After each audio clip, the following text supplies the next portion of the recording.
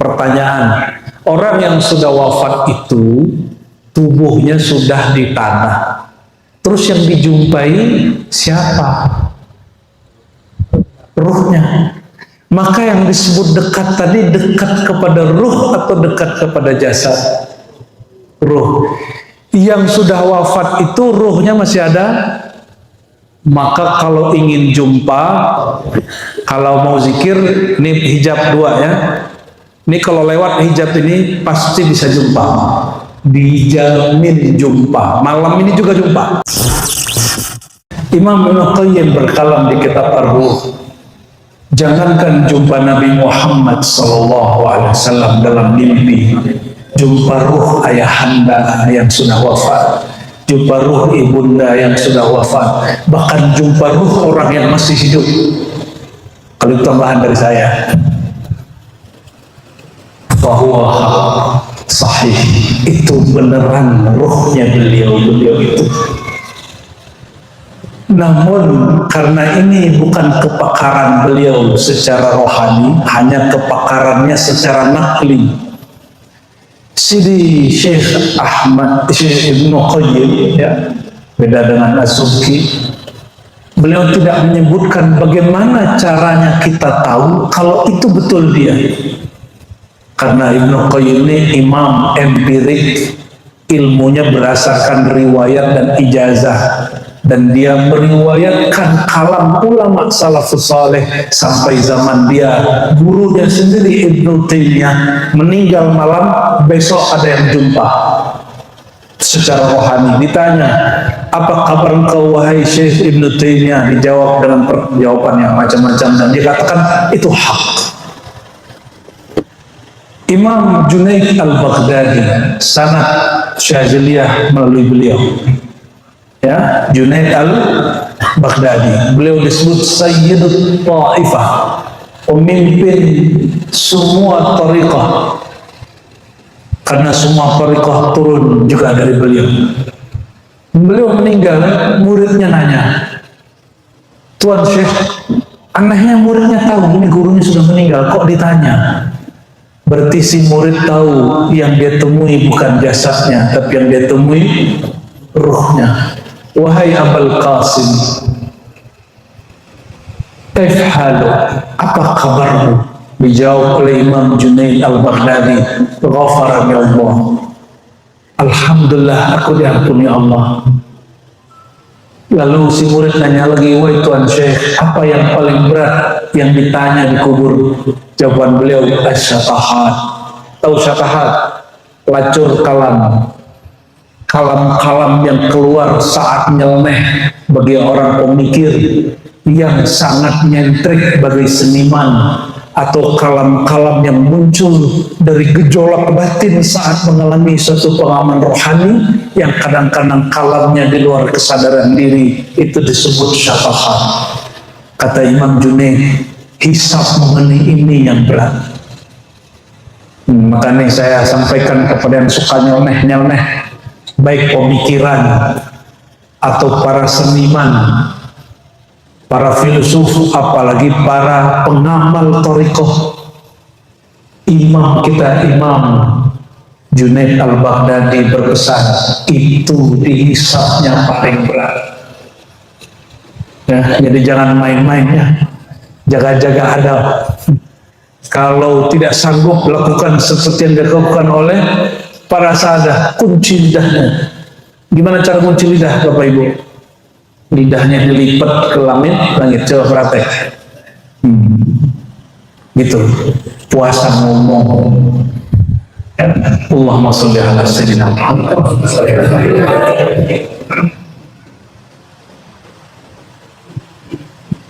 Lalu tadi Romo Kiai baca hadis, man ra'ani fil manam fasayarani fil yaqazah.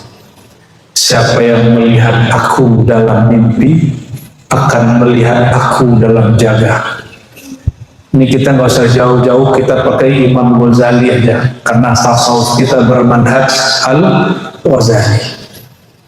Kata Imam Abul Hasan Syazili, Kitabul Ihya, Ihya'un Belajar Ihya Ulumuddin, kitab Ihya Ulumuddin, Ihya'un akan menghidupkan agama dan hatimu. Maka salah satu manhaj Syaziliyah mengajarkan kitab Ihya. Sampai saat ini Al-Fakir karena mengikuti manhaj beliau juga masih mengajarkan dan belajar kitab Ihya Ulumuddin, dan kita bawa kemana-mana baik kitabnya ataupun PDF-nya. Allahumma shalli wa sallim wa barik alaihi.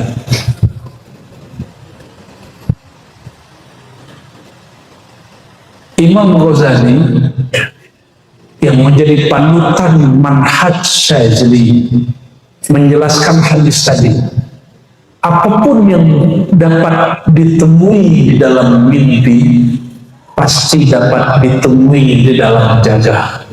Ini yang berkalam siapa? Imam Ghazali. Imam Syazili ngikut. Imam Syazili ngikut, meskipun maqam Sultanul Auliya-nya Syazili ya lebih tinggi daripada Hujjatul Auliya-nya Imam Ghazali. Tapi secara ilmu fiqh, secara ilmu ijtihad, Imam Ghazali lebih tinggi. Jadi mereka punya wallahu yahtassu bi rahmatihi man yasha, Allah lebihkan masing-masing di bidangnya. Apapun yang dapat dijumpai dalam mimpi pasti dapat dijumpai dalam jaga. Pertanyaannya, kata Ghazali, lalu siapakah yang dapat menjumpai itu dalam keadaan jaga? Lalu beliau mengatakan al-muqarrabun al-arifun, orang yang didekatkan oleh Allah dan orang-orang yang bermakrifat. Siapa lagi mereka? Kan ribet lagi nih. Siapa muqarrabun? Orang yang didekatkan kepada Allah. Bapak Ibu, Allah itu jauh atau dekat? Dekat. Berarti ibadah kita taqarruban. Itu benar nggak istilahnya? Ibadah itu taqarruban, mendekatkan apa? Allah kan dekat. Betul. Saya tanya lagi, Allah dekat apa jauh? Dekat. Yang kencang, Allah dekat apa jauh? Dekat ke siapa?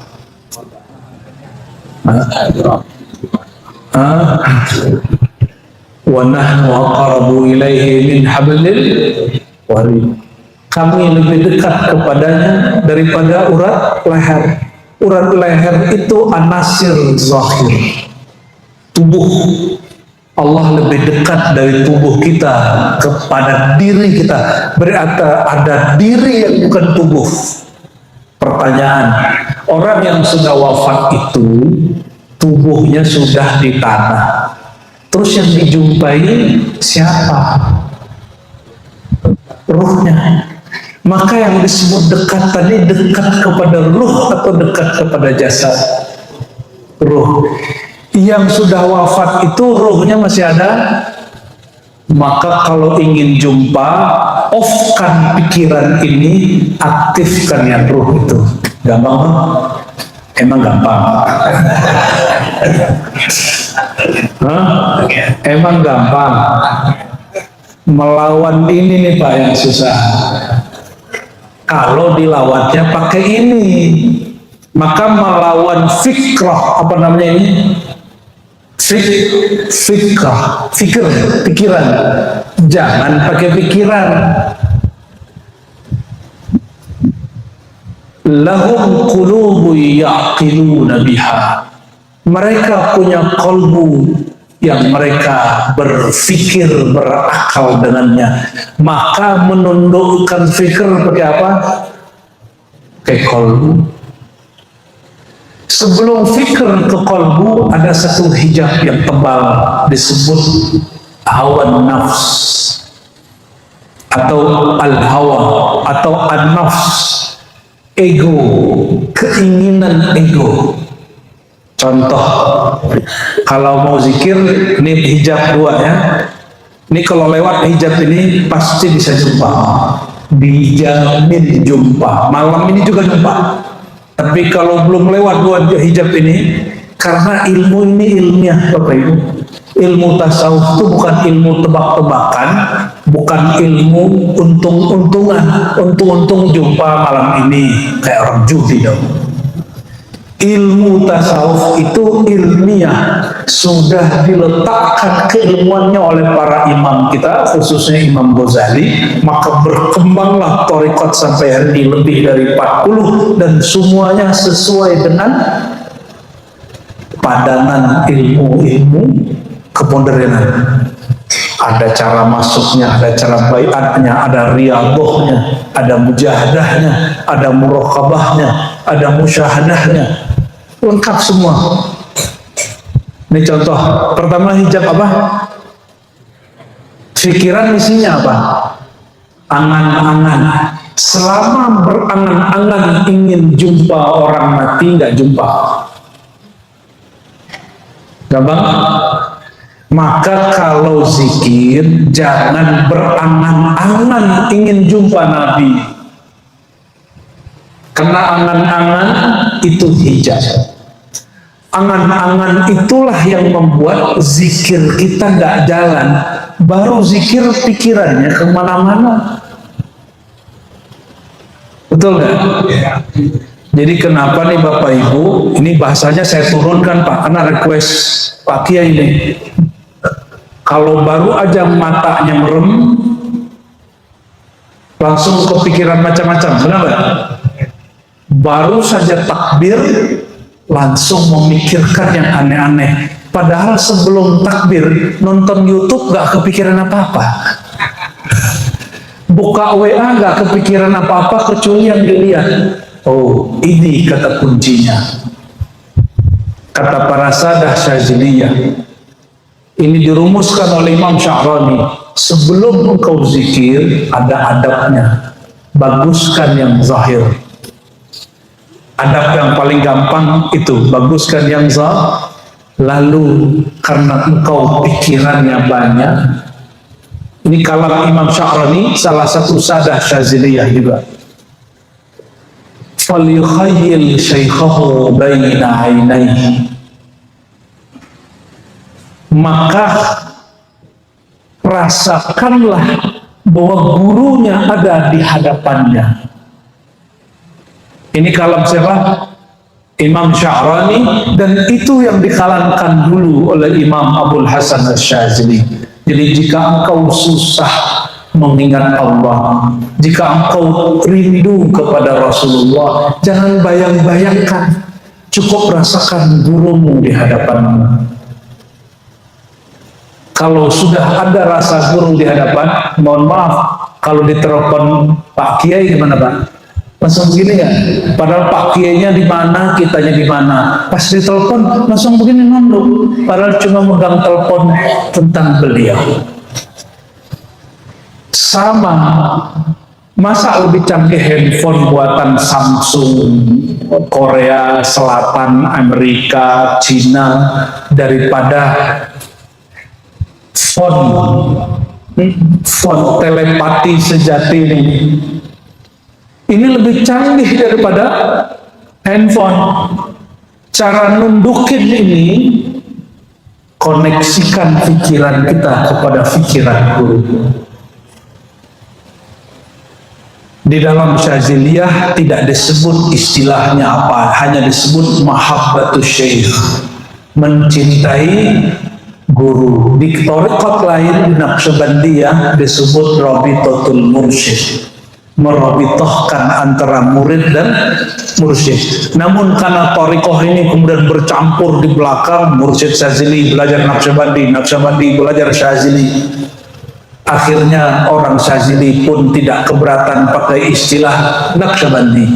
Disebutlah dalam thariqah di akhir masa ini dengan istilah rabitatul qalb, mengikat kalbu, cinta murid kepada guru. Ini hijab apa Pak? Hijab fikrah. Gimana cara ngilanginnya?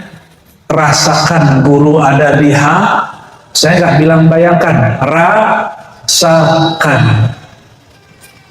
Bahasa Arabnya yukhayil, tapi itu bahasa Arab.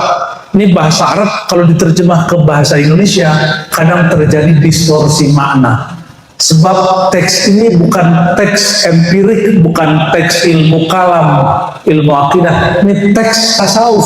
Nerjemahinnya mesti dengan bahasa tasawuf. Kata yukhayil bukan menghayalkan, tapi merasakan.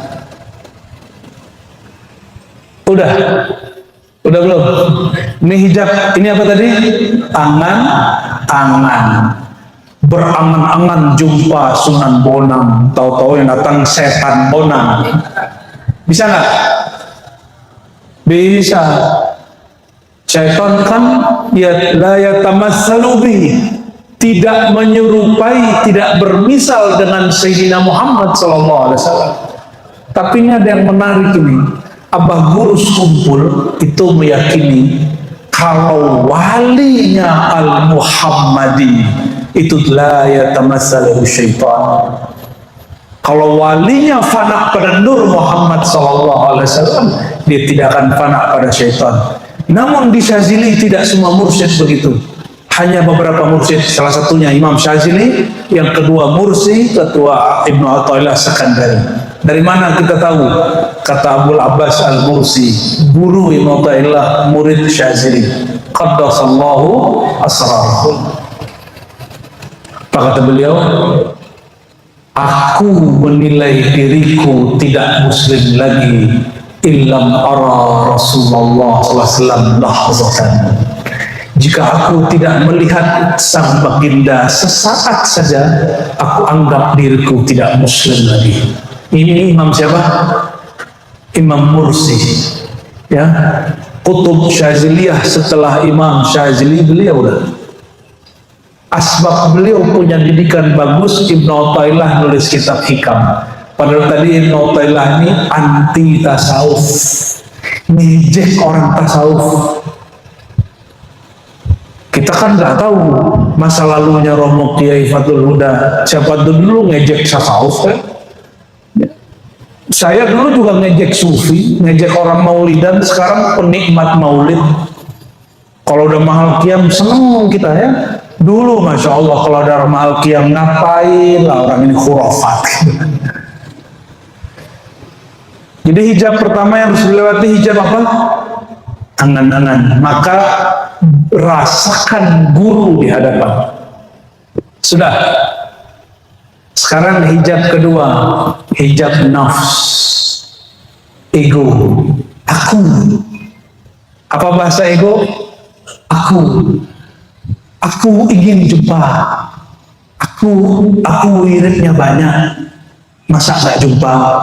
Aku mursyidnya banyak, ingin dapat ijazah. Aku. Nah, itu aku level yang parah itu, agak rendah dikit lah. Zikir disuruh sama kiai ini amalkan 1000 kali. Zikir apa? Sholawat Nurzati. Ya, 1000 kali. Dimulailah kena patuh kepada Romo Kiai. Zikir Allahumma sholli ala sayyidina Muhammad Nurzati. Baru 20 lihat tasbih. Ya Allah, pegel ya Allah. Mulai kesemutan. Tubuh yang zahir mengatakan, ya Allah, aku capek. Ya Allah, mata mulai ngantuk nggak? Kalau zikiran, wiridan mulai ngantuk nggak? Ngantuk, itu aku ego. Ini kalau bisa dilewati, baru tembus ke dalam kalbu. Dipastikan jumpa dengan yang tadi diniatkan. Ini perhatikan, niat bukan pada fikrah, niat bukan pada nafs, an-niyah fil qulub, niat itu di dalam qalbu. Maka jika disebut innamal a'malu binniyat, amal itu yang dipandang Allah apa yang diniatkan di qalbu, bukan yang dilafazkan di lisan. Maka ada wali sekali baca setara 1000 karena dia baca dengan qalbunya. Kita baca 1000 baru masuk ke hati. Ini contoh di thariqat lain seperti Sidi Ahmad Tijani, dia bilang siapa yang baca sholawat A kita baca sebut setara dengan baca sholawat dalail 70.000 kali. Ini omongan kan bahaya kalau kita nggak paham. Kalian baca dalail kata beliau, tapi hatinya nggak nyambung sama pikirannya, fikrahnya. Baca 70.000 juga nggak ada manfaatnya. Tapi baca sholawat al-fatih, kolbunya tidak lagi terganggu oleh hawa nafsu dan pikiran, sudah masuk ke dalam sirnya, barulah setara dengan 70.000. Terus gimana cara ngelawan nafsu ini, ego ini? Nah, kembali ke hadis yang lama. Hadis ini dinukil Imam Ghazali meskipun hadisnya dhaif, tapi lil ibrah boleh dipakai. Falamma khalaqallahu an-nafs, tatkala Allah menciptakan namanya ego, nafs, keakuannya makhluk, maka si akunya makhluk, si nafsunya makhluk ini berdialog. Kalau di riwayat itu Allah yang berkalam, tapi di sir yang kita terima itu ruh yang berkalam. Kata ruh kepada nafsu, wahai nafsu, menghadaplah kepadaku. Kata nafsu, man anta, kamu siapa? Suruh-suruh aku. Begitu nggak? Ada yang begitu nggak? Mohon maaf nih Bapak Ibu, kalau cangkirnya belum dikosongkan, bawa torikot lain, ijazah lain datang ke sini. Sedangkan Romo Kiai Huda torikotnya Sazili. Bapak Ibu mungkin TKN ke Naqsyabandiyah Khalidiyah, Khalwatiyah, Samaniyah. Kalau datang ke sini begini, bukan begini Pak. Nah, kenapa? Karena masih cangkirnya ada isinya, belum dibuka, belum dikosongkan. Itu ego. Ego merasa sudah punya diri. Apalagi sudah dapat ijazah dari seorang mursyid. Duduknya, dadanya membusung. Merasa dirinya sesuatu. Nah, ini yang tadi disinggung oleh beliau di awal. Ini juga mengganggu orang wiridan. Apalagi datang ke sini mau cek ini sunnah atau bid'ah, ini sunnah atau bid'ah. Oh, ini nggak sesuai nih, ini keluar dari manhaj aswajan. Datangnya bukan mau cari ke al-haq, datangnya mencari kesalahan. Mohon maaf, yang nggak punya kesalahan wali dan nabi. Yang nggak punya kesalahan nabi. Kalau wali ada kesalahan nggak? Situ sudah wali belum? Kalau kita ini belum layak disebut wali, ada salah nggak? Kalau dicari-cari kesalahan ada nggak? Maka kalau kita masih mencari-cari kesalahan orang, itu egonya jadi hijab. Apalagi mencari kesalahan guru. Baru saja membayangkan, merasakan guru di hadapan, terbayang juga semua kesalahannya. Gak sukses-sukses zikirnya. Sudah oke? Maka ulama kita bagi nafsu itu ada 7. Nah, ini pembahasan sudah banyak yang mengkaji nafsu ammarah, nafsu mulhamah, nafsu mutmainnah, terus radiyah, mardiyah, insan kamil dan sebagainya. Saya nggak usah bahas itu. Sudah kita putus cawan cepat saja ya. Ya. Sekarang baru masuk ke dalam kolbu. Kolbu yang mati, Bapak Ibu, yang mati. Kullu nafsin za'iqatul maut. Setiap nafs merasakan mati. Jadi yang mati siapa? Nafs. Kolbu mati nggak?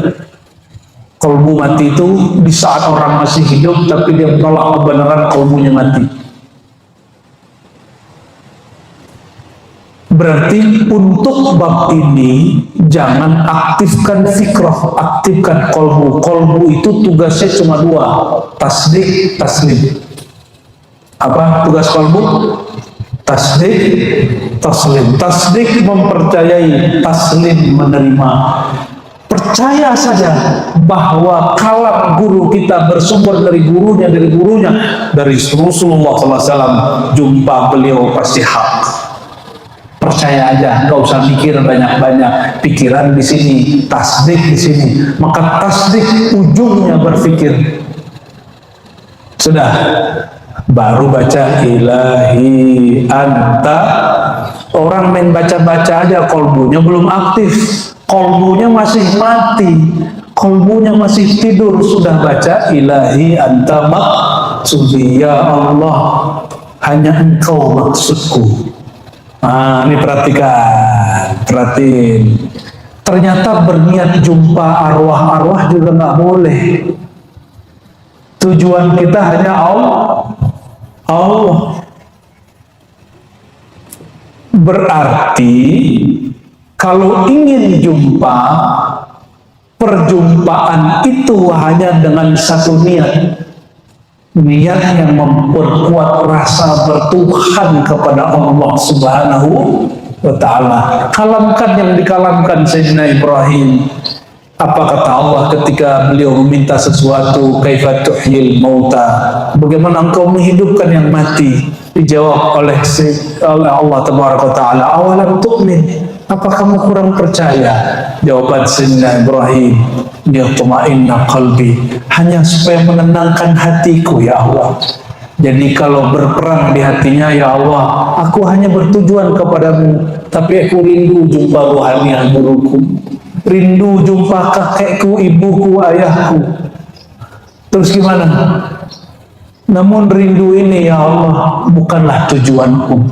Tujuanku hanya engkau. Namun supaya hatiku tenang ya Allah, kasih jualah ya Allah. Gitu pasti dikasih sama Allah. Masa nggak dikasih? Namun Allah kasih kapan Bapak Ibu? Kapan Allah kasih? Jika angan-angannya sudah habis. Ini syarat wajib. Kita punya sahabat-sahabat yang berzikir, itu kalau angan-angannya masih aktif, nggak bisa tembus. Ya, jadi ada salah satu sahabat kita, dianggap orang nggak pernah kasyaf. Orang-orang itu lapor ke saya, si Anu nggak pernah kasyaf, Buya. Saya bilang, oh tenang, kamu kan nggak tahu dia siapa. Saya kalamkan ke orang ini, Syekh, ente kalau zikir, angan-angannya tutup, habiskan. Sehabis angan-angan, itulah kasyaf pertama. Kasyaf itu ilmiah Bapak Ibu, ilmiah, bisa dimasukin. Oleh karena itu, antara halusinasi syaitan, antara halusinasi pikiran, antara angan-angan pikiran, keinginan nafsu, dengan nuraniyah, nurnya kalbu, itu mudah cara ceknya. Mudah sekali. Ini ruh syaitan, ini ruh iblis, ini ruh jin, ini ruh orang mati, ini ruh baginda sallallahu alaihi wasallam. Itu mudah cara ceknya. Siapa bilang susah? Yang bilang susah nggak ngaji tasawuf. Untuk apa kita ngaji kitab tasawuf selama itu punya mursyid sebanyak itu, kalau nggak tahu juga caranya? Ah susah Ustaz, susah ente pakai ini. Karena kurang tasdik. Maka ada torikot namanya, ini canda-candaan orang-orang ini Pak. Torikot ngintil, tuh nggak? Torikot ngintil ya. Udah apa kata guru ikut aja gitu. Kenapa mereka merasa gurunya di hadapan? Tapi kalau masih gimana caranya? Yang ngomong gimana siapa? Bagaimana caranya? Saya mau tanya, lebih mulia wali atau syahid? Gimana? Orang syahid belum tentu ma'rifat Pak. Cuma dia tasdik aja sama gurunya, bilang berjuang. Ini gurunya wali yang ngajarin ilmu untuk bisa syahid. Lebih mulia mana? Wali lah ini aja ragu, gimana sih?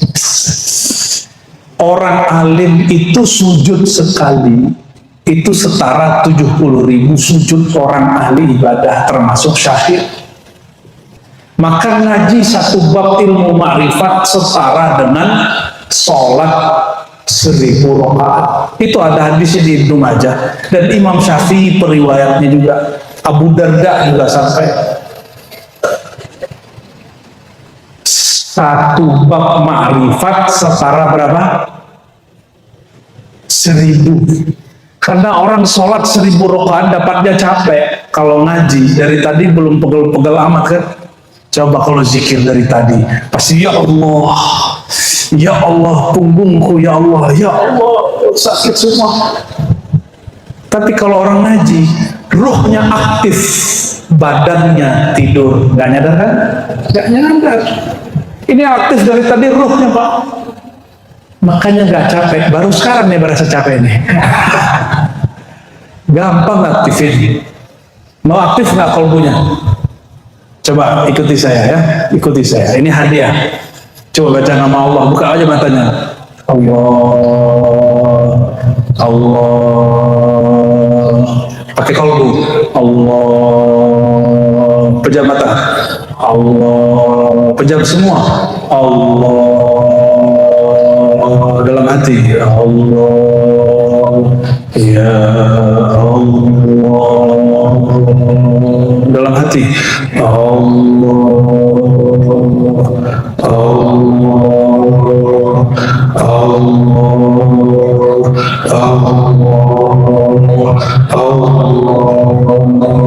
Lidah dikunci. Sebut terus. Saya zahirkan, Bapak Ibu khafikan. Allah. Baca di hati.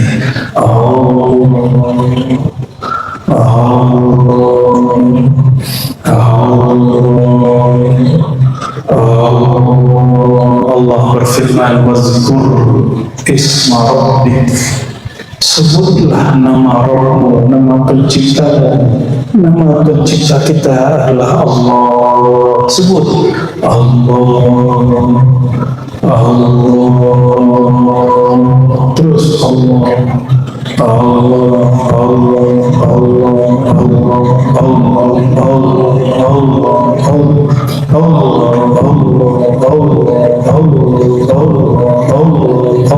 Jangan banyak pikiran, sebutin Allah. Buka matanya. Terus kalbunya sebut Allah. Terus masih terus Allah dalam hati. Terus Allah. Sekarang berhenti menyebut. Matanya lihat saya. Berhenti nyebut. Masih menyebut nama Allah nggak? Kita sudah nggak baca, dia masih sebut nama Allah. Oke, itu disebut wukuf qalbi. Diamnya qalbu dalam nama Allah. Qalbul mu'min baitullah. Qalbunya orang beriman itu singgasananya Allah, singgasana nama. Maka ada ungkapan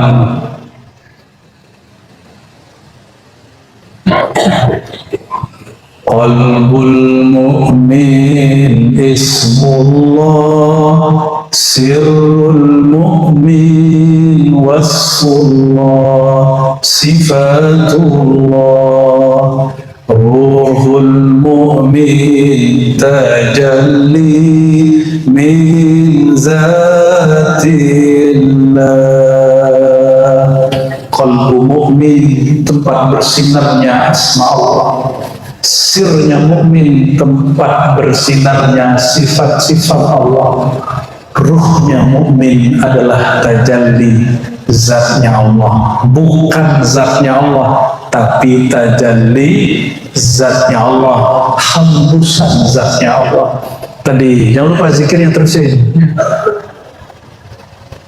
karena semuanya tidak berbaiat syazili. Saya lihat ada yang KTM, ada yang belum bertarekat.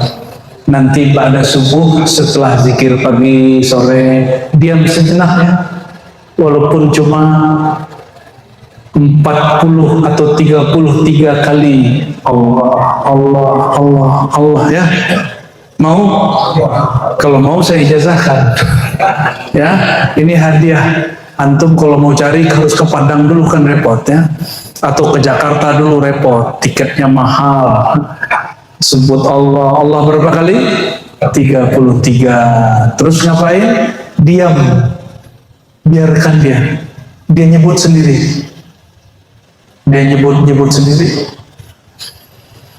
Sembari napasnya naik, turun, rasakan pelan-pelan. Allah, Allah, Allah. Coba ikuti sama-sama. Allah, Allah, Allah, Allah, Allah, Allah, Allah, Allah, Allah, Allah, Allah. Muhammadur Rasulullah sallallahu alaihi wasallam. Jadi kalau ingin jumpa siapa-siapa, hilangkan dari angan-angan, hilangkan dari nafsu, sebut setelah tawassul, setelah zikir, semua tawassul baca. Terakhir tawasuli orang yang kita ingin jumpa. Bacanya bukan sekali, 7 kali. Tapi tawasul pertama wajib Sayyidina Muhammad. Ada perbedaan sedikit Bapak Ibu, supaya pengalaman rohaninya dijaga Allah, wajib sebelum duduk zikir baca syahadat. Supaya nanti kalau ngalamin apa aja syahadatnya yang jaga.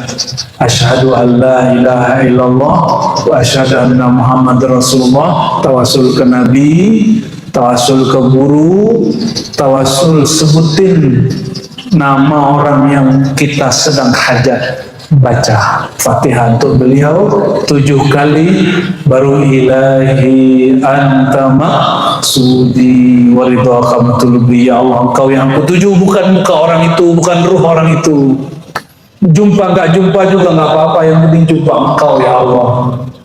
Waridhaka matlubi, yang penting kau ridha ya Allah. Jumpakah kami dengan beliau? Tidak jumpakah kami dengan beliau? Yang penting engkau ridha ya Allah. Terus baca pakai kul. Ini perintah dari Allah. Kul Allah.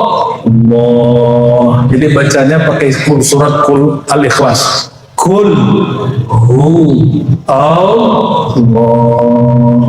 Allah, Allah, Allah. Awalnya pakai lisan, lidah dikunci, baca dengan kolbu. Terus sejenak pagi, sejenak sore, sejenak sebelum tidur, sejenak bangun tidur. Insya Allah, innallaha ma'akum. Allah akan memberikan rasa ma'iyah, rasa bersama. Ya, saya tutup dengan hadis qudsi. Tapi penutupnya panjang dikit ya. Apa kata Allah? Ana inda zanni abdi wa ana ma'ahu idza dzakarani. Hadis rawahul Bukhari fi sahihi. Aku berdasarkan zan hambaku kepadaku, persepsi keyakinan hambaku terhadapku. Wa ana ma'ahu idza dzakarani. Aku pasti, ini perhatikan, aku pasti bersamanya jika dia menyebut, mengingat, mengenal. Ini 3 mana zikir. Mana zikir ada 3. Menyebut, mengingat, mengenal. Pertama apa mana zikir? Menyebut. Kalau belum mengenal, sebut-sebut dulu namanya. Tadi kita latihan menyebut, kolbunya terasa bergetar Pak. Sebagian besar bergetar, terasa hangat. Kenapa? Itu makanan kolbu. Itu yang disebut di surah Al-Anfal, idza dzukirallahu wajilat qulubuhum. Jika disebut nama Allah, pasti kolbunya bergetar. Namun kalimatnya idza dzukira, disebut, berarti ada yang zakara yuzakiru. Itulah guru, syekh, mursyid, mesti dibimbing oleh guru. Maka berkalam Imam Athaillah Sakandari Kutub Syaziliyah, syaikhuka man la yut'ibuka. Gurumu bukan yang banyak ngasih wirid, gurumu yang nganterin kamu ke depan pintu, bukan yang banyak ngasih beban. La tashab man la yadulluka ala Allahi maqaluh wa la yunhiduka ala Allahi haluh. Jangan kau cari guru, cari kawan, cari majelis yang makal ungkapan-ungkapan di sana tidak membuat engkau mengarah kepadanya dan tidak membangkitkan hal dirimu untuk mengingat dan mengenalnya. Semoga majelis muhasabah subuh ini termasuk majelis yang mengajak kepada Allah, yang menghantarkan murid-murid jamaah kehadiran Allah SWT. Dan doakan kami semoga istiqamah, doakan kami juga semoga tetap kuat berjuang mengembangkan ilmu kajian tasawuf ahlus sunnah wal jamaah. Mohon doa semua juga untuk guru-guru kami, untuk mertua, ini mertua sedang di rumah sakit, ya, sakit gula. Mohon doakan khusus Al-Fatihah ya dari Bapak Ibu, semoga diberikan yang terbaik untuk beliau. Ibunda Hajah Mariana, laha wali jasadiha wali nafsiha wali qalbiha wali ruhiha wali usuliha wa furu'iha. Al-Fatihah.